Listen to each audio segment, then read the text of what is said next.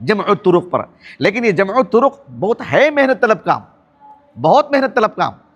جیسے کہ میں نے کہا کہ اس کے لیے میں 2 مثالیں میں آپ کو دوں گا. ایک مثال امام مسلم بن الحجاج القشیری سے رحمہ اللہ، وہ آنے والے 400 کو پیش کروں گا انشاءاللہ تعالی. اور اس کے بعد میں ایک مثال دوں گا میں حافظ بن حجر رحمہ اللہ کی فتح الباری سے. اچھی طرح بات واضح ہوگی آپ کو.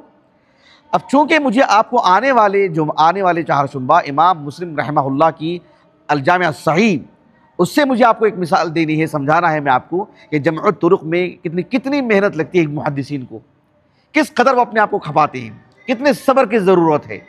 یعنی صرف جمع طرق کی بات نہیں کر رہا ہوں میں آپ کو، جمع طرق میں محدثین کی محنت بتانی مقصود ہے.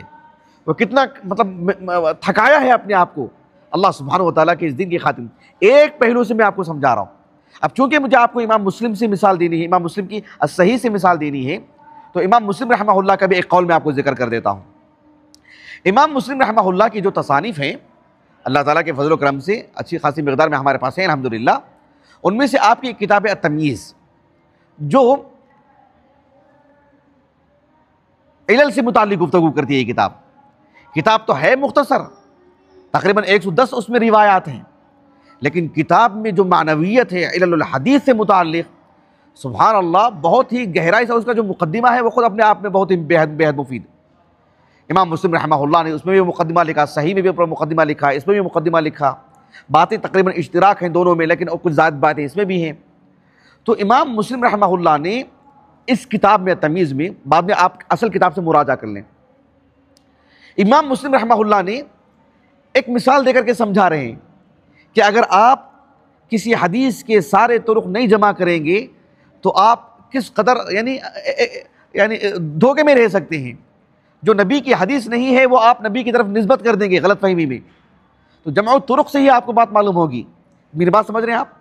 اس سلسلے میں امام مسلم رحمہ اللہ نے، مجھے اس روایت کا نمبر یاد نہیں آ رہا، بہت ممکن ہے 90 کے آس پاس، 90 یا 90 کے آزو بازو میں کچھ رہے گا. آپ اصل کتاب دے کر کے نقل کر لیں، میرے پاس موجود ہے کتاب الحمدللہ. وہ روایت کیا ہے؟ وہ روایت ہے المسح علی الخفین سے متعلق. پہلے مسئلے کو سمجھ لیں آپ اچھی طرح سے.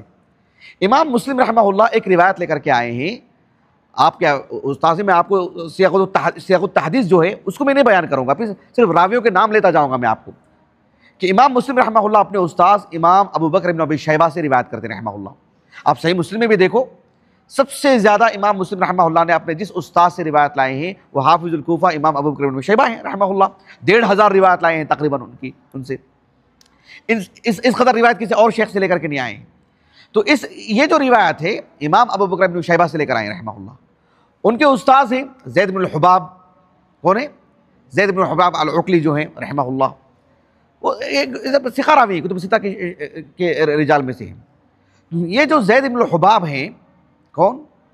زید بن الحباب کتب ستہ کے روات میں سے ہیں، لیکن صحیح مسلم میں، صحیح بخاری میں ان کی روایت نہیں. جو القراء خلف الامام ہے نا، اس میں امام بخاری لے کر آئے رحمہ اللہ، لیکن صحیح مسلم کے روات میں سے ہیں اگر ہم شیخین کی بات کرتے ہیں. تو امام ابو بکر بن ابی شیبہ رحمہ اللہ کس سے روایت کرتے ہیں؟ زید بن الحباب سے. اور زید بن الحباب روایت کرتے ہیں، یہ جو راوی ہیں یہ اصل ہیں جن کو جانا ضروری ہے، وہ ہے عمر. ان کا نام ہے، کیا نام ہے؟ عمر ابن عبداللہ ابن ابی خثعم الیمامی. عمر ابن عبداللہ ابن ابی خثعم، سمجھ رہے ہیں آپ؟ جی. یہ جو عمر ابن عبداللہ ابن ابی خثعم ہیں الیمامی، یہ ضعیف راوی ہیں اور متفقہ طور پر ضعیف راوی ہیں.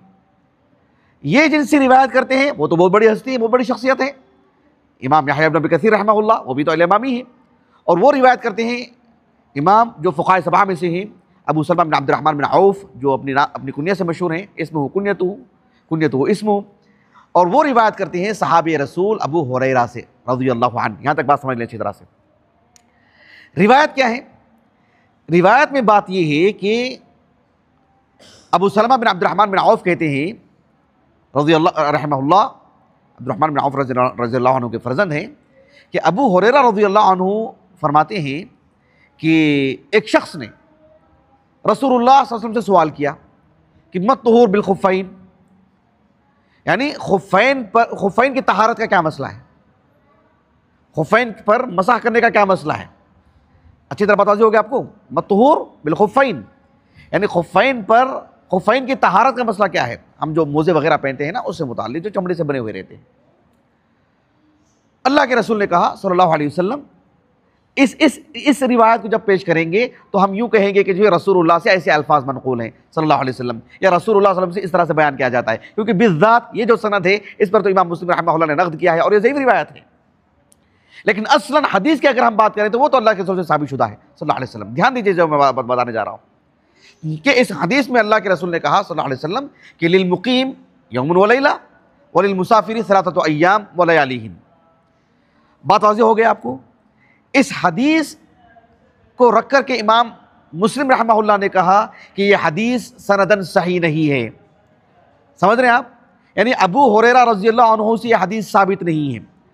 بطور تنبیہ ایک بات میں آپ کو یہ بھی بتا دیتا ہوں، یہ حدیث سنن ابن ماجہ میں موجود ہے، بالذات یہی حدیث، اور اسی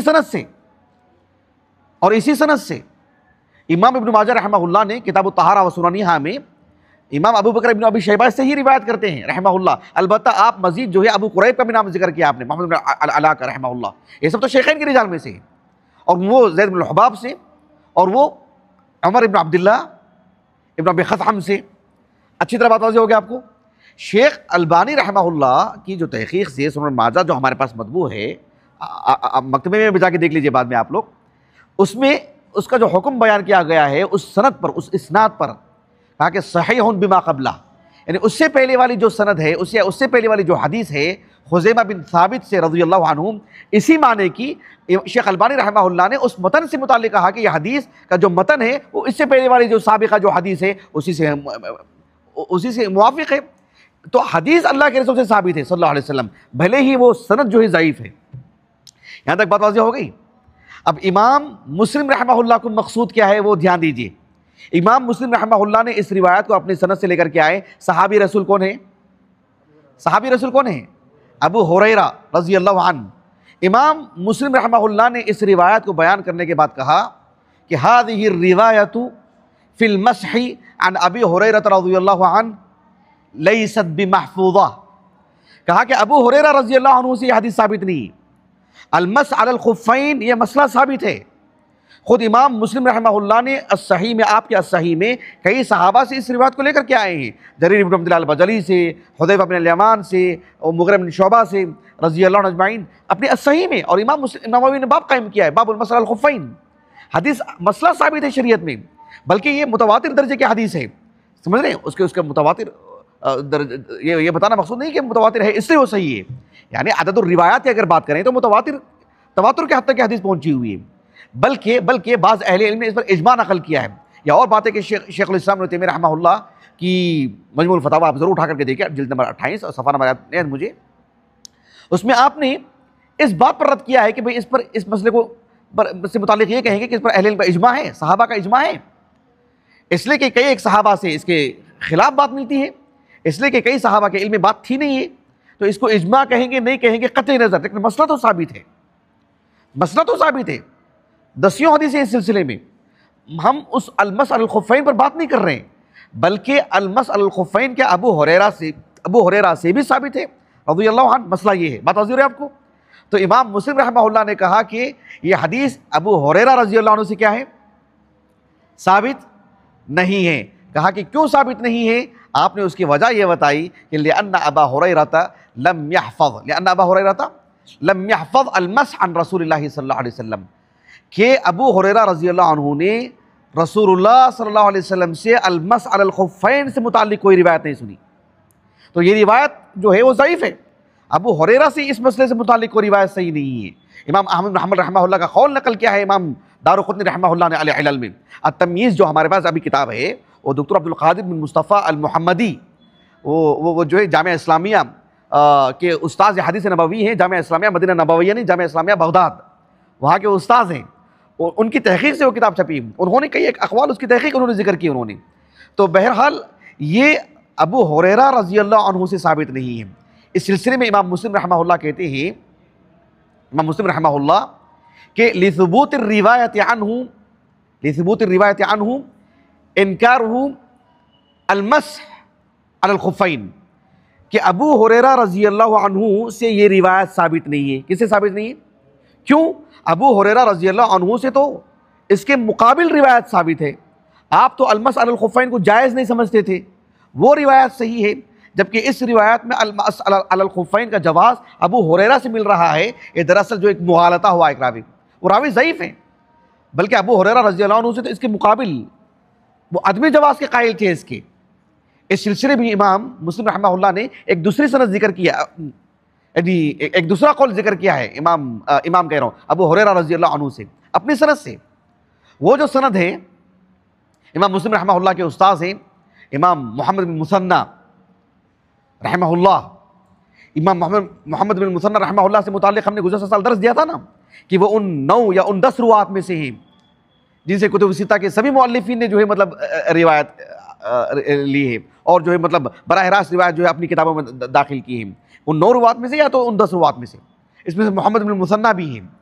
محمد بن مثنی رحمہ اللہ بصری ہیں، اپنے استاذ محمد بن جعفر غندر سے روایت کرتے ہیں، بصری ہیں، اور وہ ربیب ہیں امام شعبہ کے، اور استاذ بھی امام شعبہ ان کے رحمہ اللہ امام شعبہ سے روایت کرتے ہیں، اور امام شعبہ رحمہ اللہ کے استاذ ہیں یزید ابن زازان، جو امام بخاری رحمہ اللہ نے تاریخ الکبیر میں لکھا ہے کہ وہ امام یزید ابن ہارون الواسطی رحمہ اللہ کے چچا ہیں۔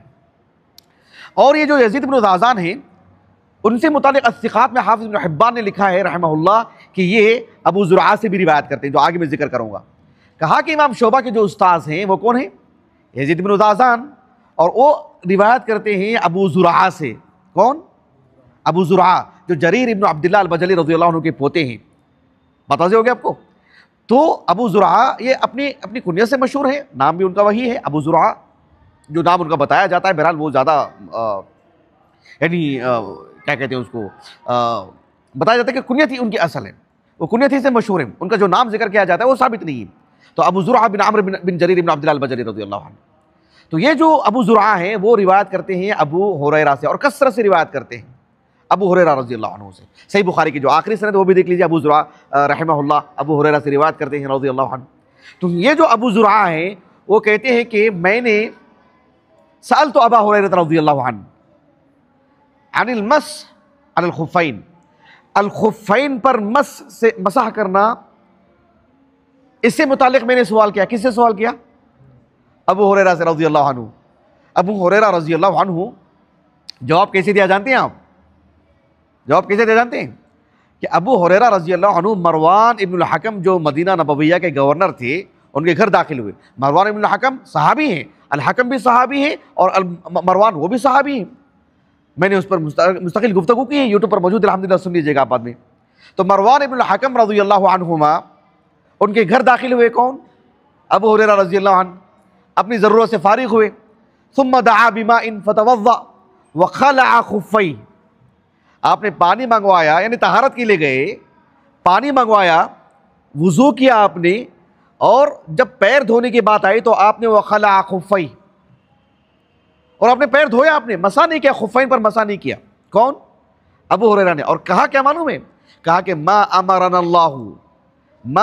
اللہ ان نمسح علی جلود البقر والغنم، کہ ہم بھیڑ بکریوں اور جانوروں کی کھال پر ہم مسح کریں، اللہ نے ہمیں اس کا حکم نہیں دیا ہے، ہم پیر دھوئیں گے ہم۔ تو گویا کہ مسح کے خلاف آپ کا فتویٰ ہے خفین پر مسح کرنے کو لے کر، اس لیے کہ وہ حدیث نبی کی حدیث آپ کو پہنچی نہیں۔ ظاہر بات ہے جن صحابہ سے نبی کی حدیث ہم کو پہنچی ہے، خاص کر جریر بن عبداللہ البجلی رضی اللہ عنہ کی روایت کو لے کر کے صحابہ اور دیگر جو اصحاب علم ہیں وہ اس بارے میں بڑی خوشی کا اظہار کرتے تھے۔ امام مسلم رحمہ اللہ نے ایسے میں اس کا ذکر فرمایا ہے، پہلی حدیث تو آپ ہی سے لے کر آئے ہیں اس مسئلے سے متعلق۔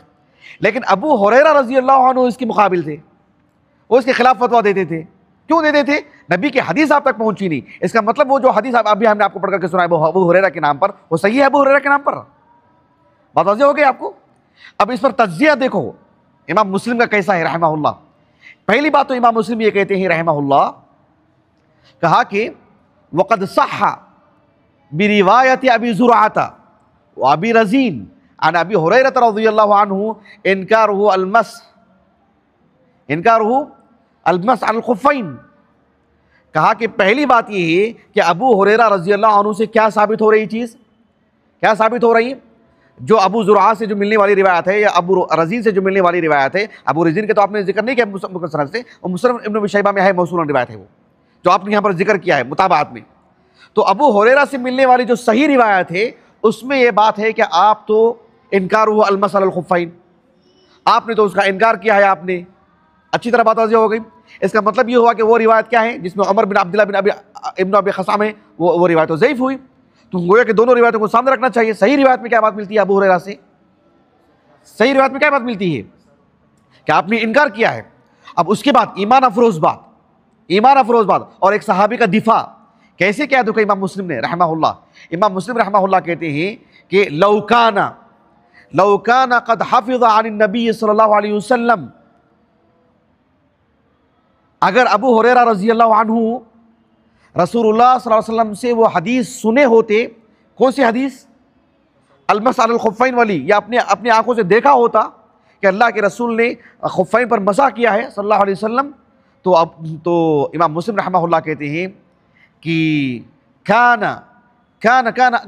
اجدر الناس واولاہم للزومہ والتدین بہ، کہتے ہیں کہ اگر ابو ہریرہ رضی اللہ عنہ رسول اللہ صلی اللہ علیہ وسلم سے وہ حدیث سنے ہوتے یا نبی کو وہ عمل کرتے ہوئے دیکھے ہوتے، تو یہ حق بنتا تھا کہ ابو ہریرہ رضی اللہ عنہ سب سے زیادہ اس بات کا اہتمام کرتے کہ الخفین پر مسح کرتے نبی کی تابعداری میں۔ آپ نے اس کے خلاف فتویٰ دیا، اس کا مطلب یہ کہ نبی کی حدیث آپ کو نہیں ملی، آپ اصل پر باقی تھے، وہ یہ ہے کہ جو ہے مطلب غسل کرنا چاہیے، مطلب دھونا چاہیے پیر کو۔ وَامْسَحُوا بِرُؤُوسِكُمْ وَأَرْجُلَكُمْ إِلَى الْكَعْبَيْنِ فَاغْسِلُوا وُجُوهَكُمْ وَأَيْدِيَكُمْ إِلَى جو آیت ہے یا ایھا الذین آمنوا اذا قمتم إلى الصلاة فاغسلوا وجوهكم وأيديكم إلى المرافق وامسحوا برؤوسكم وأرجلكم منه وأرجلكم منه۔ تو یہ جو آیت کریمہ ہے یا اس سے متعلقہ جو احادیث ہیں اب اصل پر باقی ہیں۔ ویل للعقب من النار کی راوی کون ہے؟ ابو ہریرہ ہے رضی اللہ عنہ، صحیح بخاری کی روایت۔ تو اس کا مطلب یہ ہوا کہ آپ نے پیر کو دھویا، اب اصل پر باقی ہیں۔ تو المس علی الخفین کی روایت اگر آپ کو ملی ہوتی تو لکان اجدر الناس واولاہم،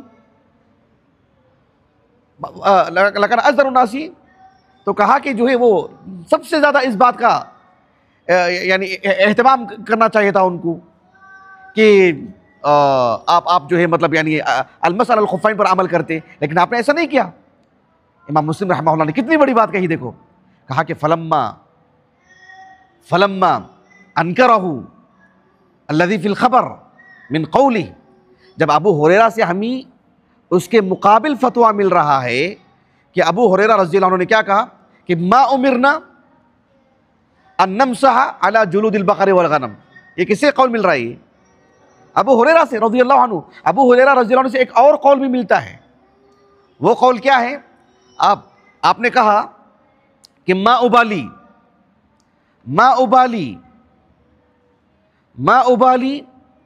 علی ظہر حمار مسحت او علی خفی، کہ میں میرے خفین پر مسح کروں یا کسی گدھے پر جا کر کے اس کی پیٹھ پر ہاتھ پھیروں، میرے لیے دونوں برابر ہیں۔ جب اس پر میں ہاتھ پھیر دوں گا تو کیا میرے لیے پیروں کے لیے طہارت ہو جائے گی، وضو مکمل ہو جائے گا؟ بالکل ویسے ہی میں خفین پہنوں اور اس پر مسح کروں جلود البقر والغنم پر، وہ تو ایک ہی چیز ہے، تو نکال کر کے مجھے دھونا ہی پڑے گا۔ یہ اتنی شدت سے یہ بات کہی ہے ابو ہریرہ نے رضی اللہ عنہ۔ نتیجہ کیا نکلا؟ نتیجہ یہ نکلا کہ وہ جو بات ہے مطہو بالخفین والی روایت، وہ ابو ہریرہ رضی اللہ عنہ سے ثابت نہیں ہے۔ یہ بات کہنا چاہتے ہیں امام مسلم رحمہ اللہ، اور بلکہ اس کے مقابل امام مسلم رحمہ اللہ کہتے ہیں کہ آپ سے جو صحیح روایت ملتے ہیں وہ تو پوری شدت سے ملتے ہیں کہ آپ اس کے خلاف فتویٰ دیا کرتے تھے۔ تو امام مسلم رحمہ اللہ نے کہا کہ بان ذلک انہ غیر حافظ المسح عن رسول اللہ صلی اللہ علیہ وسلم، المسح یعنی المسح علی الخفین۔ بات اس سے بالکل واضح ہو جاتی ہے کہ ابو ہریرہ رضی اللہ عنہ سے رسول اللہ صلی اللہ علیہ وسلم سے یہ روایت بالکل بھی ثابت نہیں ہے۔ سمجھ رہے اس بات کو آپ؟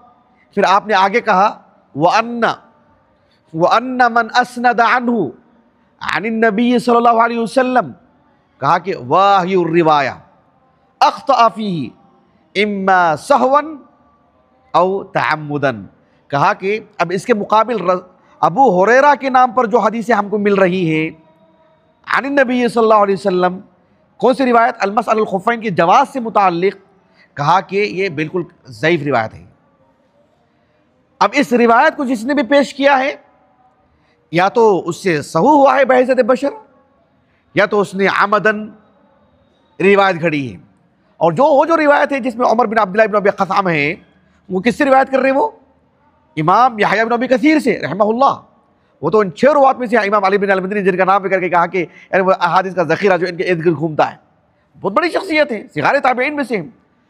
امام ابو زرعہ الرازی رحمہ اللہ کہتے ہیں کہ عمر بن عبداللہ بن ابی قصعم سے از طریق امام یحییٰ بن ابی کثیر رحمہ اللہ کہا کہ 3 روایت ملتے ہیں، اگر 500 بھی روایت مل جائے کہا کہ لافسدتها، میں ان سب کو باطل قرار دیتا.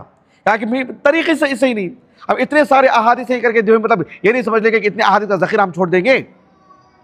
اصل جو دین ہے وہ تو محفوظ رہے گا، انا نحن نزلنا الذکر وانا لہ لحافظون. لیکن کیا اس راوی سے جو کہ یروی الموضوعات عن الاثبات، جن سے کہ امام حبان وغیرہ نے کہا رحمہ اللہ کہ یہ موضوع روایت ثقات کے نام پر جو ہے مطلب پیش کر دیا کرتے تھے، ایسی میں بات بالکل واضح ہو جا رہی ہے. بات واضح ہو گیا آپ کو؟ آخری بات جو امام مسلم بن الحجاج رحمہ اللہ نے بطور نتیجہ پیش کیا، ایک سبق کے طور پر پیش کیا، عبرت کے طور پر آپ نے پیش کیا، اور آپ کا جو اپنا دراسہ ہے صرف اس ایک روایت کو لے کر اس کو سامنے رکھ کر کے امام مسلم رحمہ اللہ نے کہا کہ فَبِجَمْعِ هَذِهِ الرِّوَایَاتِ وَمُقَابَلَةِ بَعْضِهَا بِبَعْضٍ. کہا کہ کسی بھی موضوع سے متعلق روایات کو جمع کرنا، اکٹھا کرنا، اور پھر ان میں موازنہ کرنا، مقارنہ کرنا، اور مقابلۃ بعضها ببعض. سمجھ رہے اس بات کو آپ؟ اس کا فائدہ کیا ہوگا؟ فائدہ کیا ہوگا اس کا؟ کہا کہ یتمیز صحیحها من سقیمها، یتمیز صحیحها من سقیمها ویتبین رواۃ ضعاف الاخبار من افضادهم من المحدثین. پھر آپ کو معلوم ہوگا کہ یعنی حفاظ کون ہیں، ضعفاء کون ہیں، کہاں کس سے چوک ہو رہی ہے، حدیث کی صحت اور ضعف سے متعلق اس کا کتنا فائدہ ہوتا ہے نبی کی طرف نسبت دینے کے لیے کہ واقعی قال رسول اللہ کہنے کے لیے صلی اللہ علیہ وسلم جو انشراح صدر چاہیے اس کے پیچھے کی محنت ہے.